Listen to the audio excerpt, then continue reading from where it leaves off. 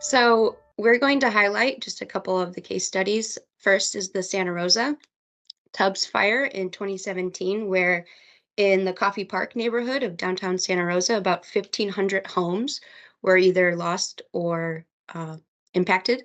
And they had no urban forester at the time, and they still do not. They were able to acquire FEMA grant money to hire a third-party arborist company who came in and removed the fire damaged hazardous trees, but the homeowners were responsible for replanting. So they have a city ordinance that all downtown Santa Rosa homes have to have a street tree. And in order to get a building permit, you have to put your landscape design within that. And so it's sort of up to the landscape architects to choose from a city-approved street tree list. And although the third-party arborist company documented all of the trees that were removed, including the addresses, the species, and everything, there's no documentation about what was replanted.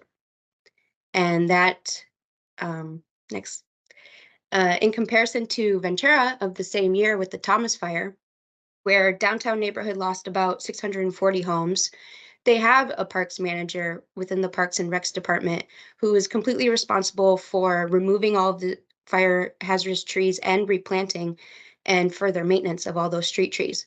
The homeowners, they're only have to irrigate if their utilities can reach, but all maintenance is up to the parks manager.